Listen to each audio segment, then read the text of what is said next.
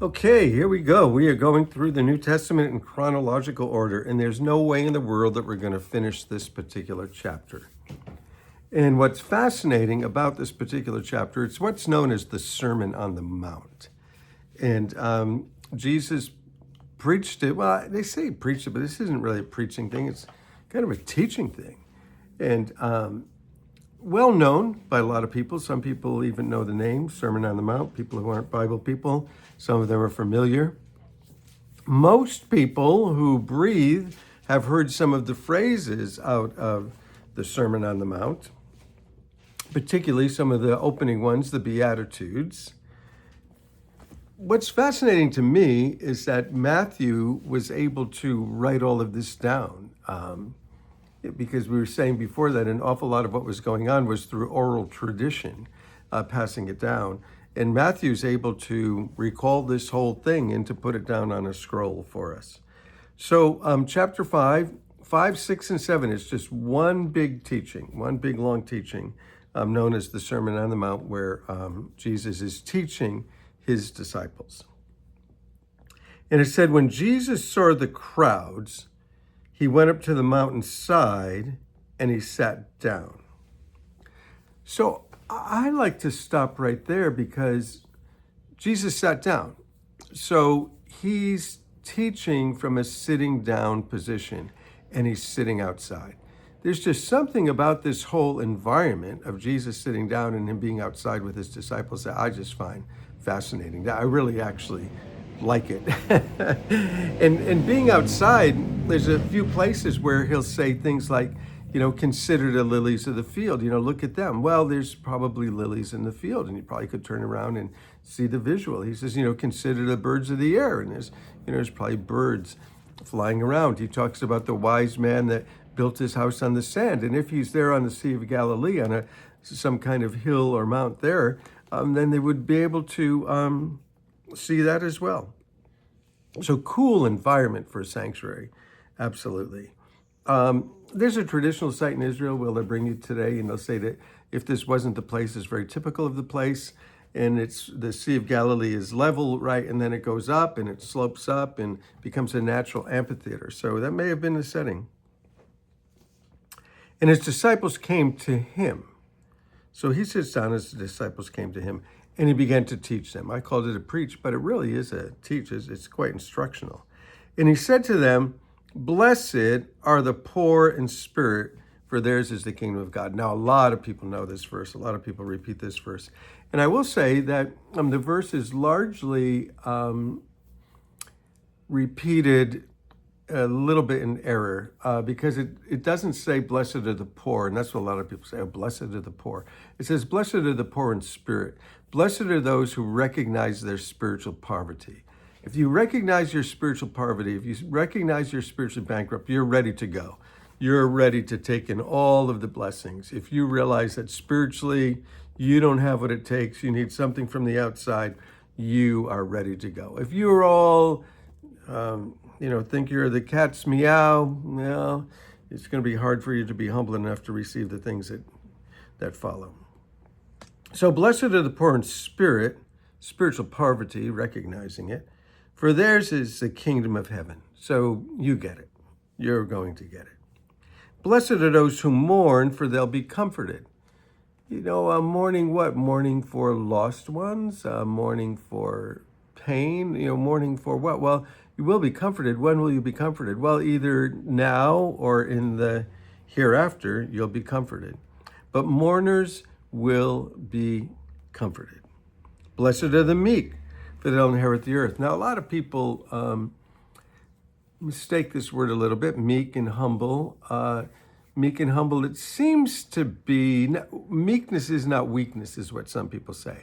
And that's probably true. Like you can be very strong, you can be self-confident. In fact, it might be easy to be meek if you are self-confident, if you are sure in yourself and sure in the Lord, and you're, convinced of who you are and you're convinced of who God is.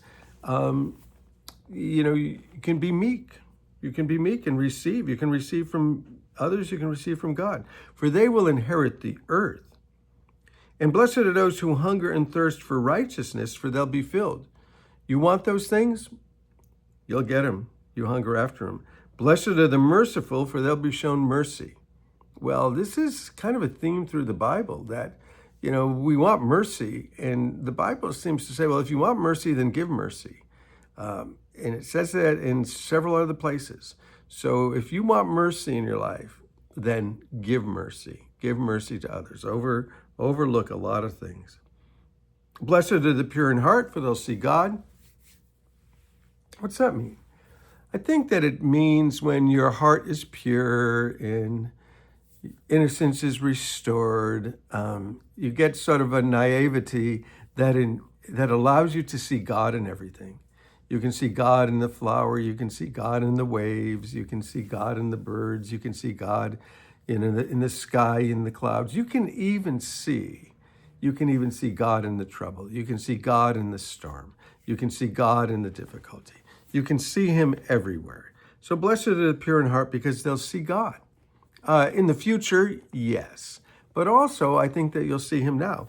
We have a friend who he posts on Facebook these things that he calls God sightings. God sightings, where he saw God in events or certain things that happened in the course of his day. Blessed are the peacemakers, for they'll be called the children of God.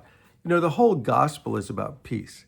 It's about making peace. It's about Jesus came to make peace between us and God, because that's where the big division was, between us and God. And so Jesus comes to be the ultimate peacemaker. There's no peacemaker like Jesus, where he makes peace with God for us at the cross. He bridges the gap and makes peace for us. And so we're supposed to be peacemakers as well. We can introduce people to God, and we can help other people find peace with each other. For they'll be called the children of God. And blessed are those who are persecuted because of righteousness, for theirs is the kingdom of heaven. Well, there you go. Sometimes you're ridiculed for no reason. Sometimes people make fun of you for no reason. Sometimes you're persecuted because you're doing the right thing. Well, if you're persecuted because you're doing the right thing, you're blessed. Keep doing the right thing. Is the persecution going to stop? Probably not. Might just increase. But keep doing it. Blessed are you when people insult you, persecute you, and falsely say all kinds of evil about you because of me. Now, this is about because of Jesus. If they're saying it, because you're a follower of Jesus, then you're blessed. If you're just being a jerk, well, maybe there's some other solutions to that. And he said, rejoice and be glad, because great is your reward in heaven. For in the same way, they persecuted the prophets who were before you. We're just going to read this couple more lines. Running out of minutes here. You are the salt of the earth, but if the salt loses its saltiness, how can it be made salty again? It's no longer good for anything except to be thrown down and trampled underfoot. Well, what's salt good for? Preserving things. We can maybe preserve some peace. Maybe we can preserve our neighborhood. Maybe we can preserve our family. It also is used to cleanse wounds. So sometimes, salt stings, but there's a cleansing power to it. And you are the light of the world. A town on a hill that's built on a hill can't be hidden. Neither do people put a lamp under a bowl. Instead, they put it on a stand, and it gives light to the house. Right, and especially in the ancient world, if you put it under a bowl, that light was probably a candle, and the bowl would just put the candle out. It could get rid of all the oxygen. In the same way, let your light shine before others, that they may see your good works and glorify your Father in heaven. Now, this is interesting, because it's saying the good that you do, people shouldn't be necessarily attributing it to you, but to God. Seeing that, what you're doing because of God. You're doing because of God in your life, and the life that he's given you, and the commands that he's given us, and the way he's told us to live. So let's live our lives in such a way that people bless God. And if people bless God, we're going to be blessed. So we can't continue on in this chapter, unfortunately, but we'll be in chapter 6 of this Sermon on the Mount. Read the rest of it. It's fascinating. Hey, bless you guys. Love you.